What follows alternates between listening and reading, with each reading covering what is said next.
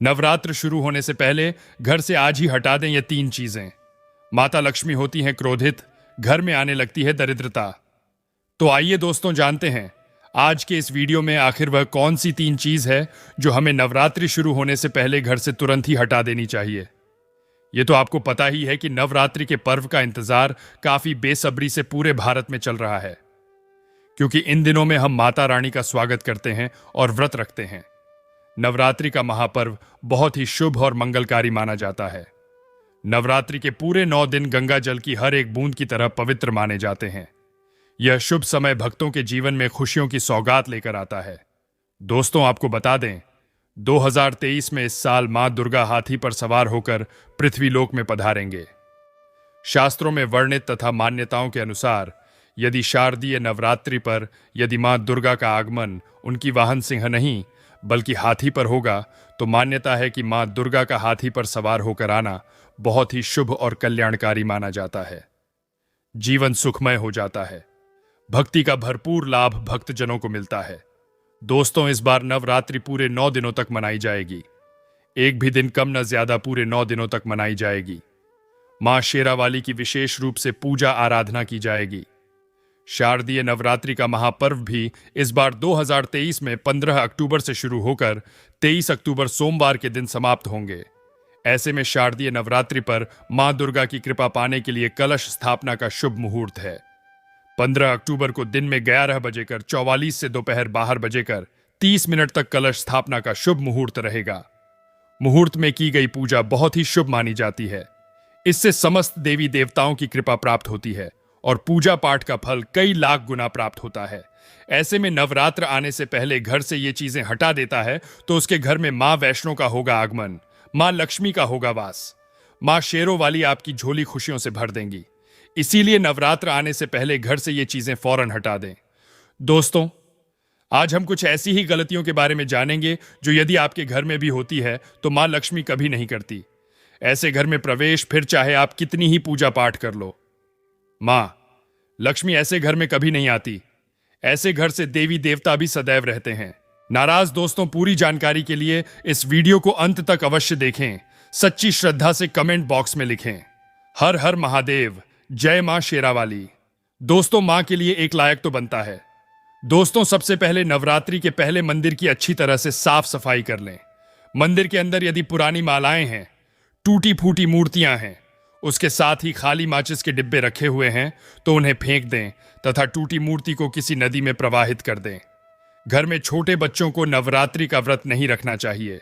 इससे उनकी जान को खतरा हो सकता है, क्योंकि इस व्रत में शरीर को अधिक शक्ति की जरूरत होती है। माता शेरावाली की तस्वीर यदि कांच के फ्रेम की है और वह कांच हल्की सी भी यदि टूटी हुई हो तो ऐसी कांच को बदलवा लें या ऐसी तस्वीर को जल में विसर्जित कर दें। टूटी मूर्ति की पूजा करने से, टूटी तस्वीर की पूजा करने से आपकी आस्था, व्रत आदि सब टूट जाता है। आपका व्रत खंडित हो जाता है। दोस्तों, नवरात्रि के 9 दिन बहुत ही पवित्र होते हैं। नवरात्रि के इन 9 दिनों में आचार विचार और घर को साफ सुथरा और पवित्र रखना अति आवश्यक है।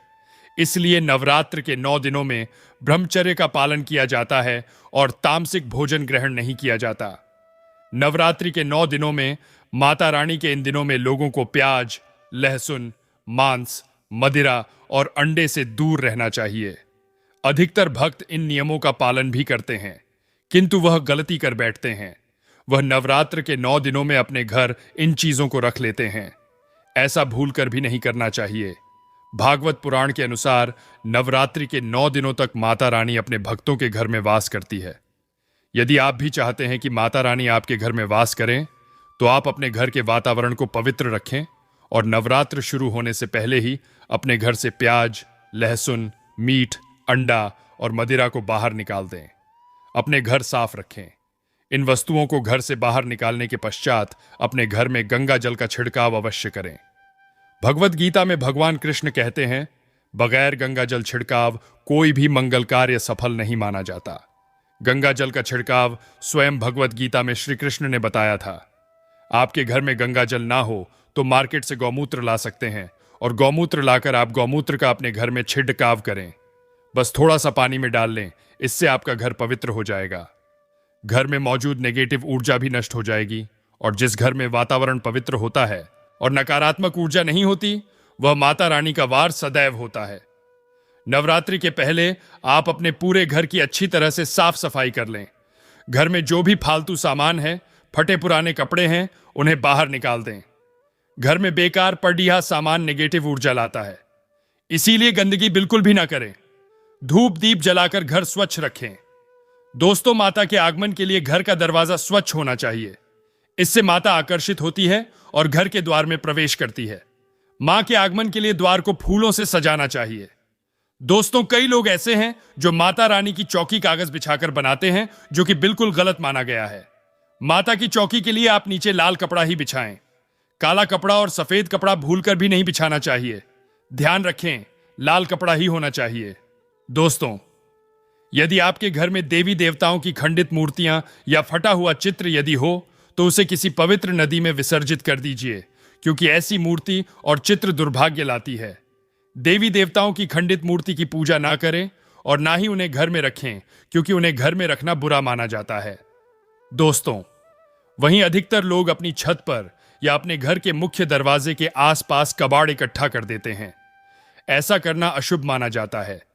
यदि आप अपने घर में, घर के मुख्य दरवाजे पर या छत पर या फिर खासकर घर के उत्तर दिशा में कबाड़ इकट्ठा कर दिया है, नवरात्रि शुरू होने से पहले उस कबाड़ को घर से निकाल दें। दोस्तों, यदि आपके घर कोई भी बंद घड़ी है, तो नवरात्रि शुरू होने से पहले उसे अपने घर से हटा दें और नई घड़ी ले आएं या उसकी मरम्मत करवा लें। घड़ी को प्रगति का प्रतीक माना जाता है। बंद घड़ी समय से पीछे चलने वाली हमारी प्रगति में बाधा डालती है।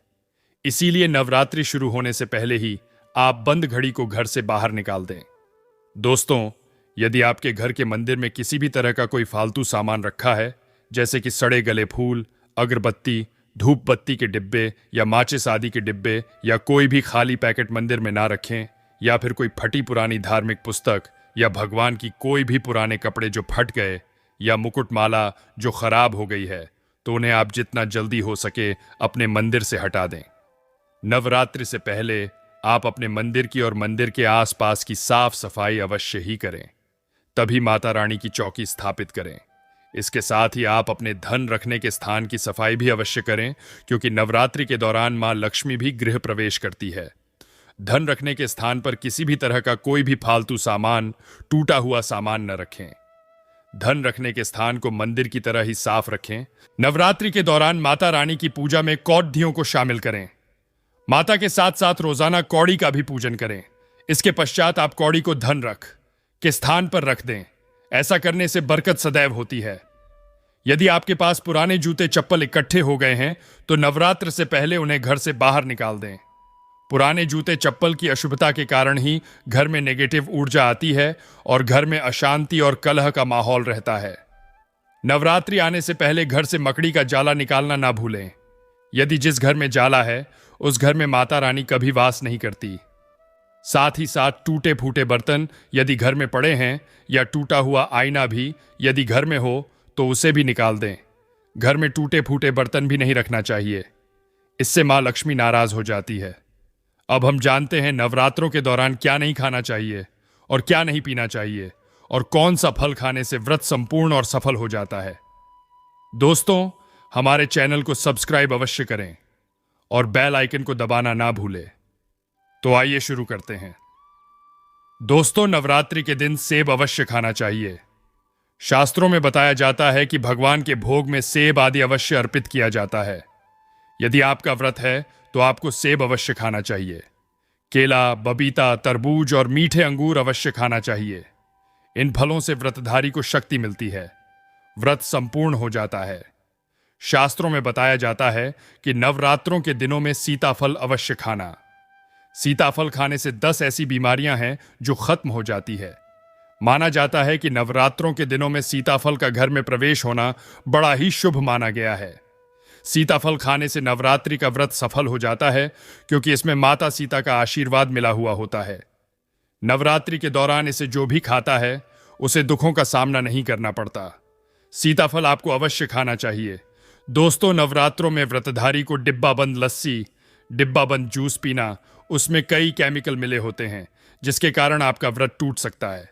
जब भी आप फलों का जूस पिएं तो याद रखें, उसमें नमक न डालें, नहीं तो व्रत टूट जाएगा। साथ ही साथ जूस में बर्फ भी नहीं डालना चाहिए। फलों का सादा जूस पीने से व्रत सफल होता है। दोस्तों, नवरात्रि के दौरान सिंघाड़े का आटा या कुत्तू का आटा खाने से पहले यह देख लें कि आटा पुराना नहीं होना चाहिए, क्योंकि पुराने आटे में कीड़े वगैरह पड़ जाते हैं। इसके कारण आपका व्रत टूट सकता है, क्योंकि ये छोटे छोटे कीड़े हमें दिखाई नहीं देते और आपके मुंह तक पहुंच जाते हैं।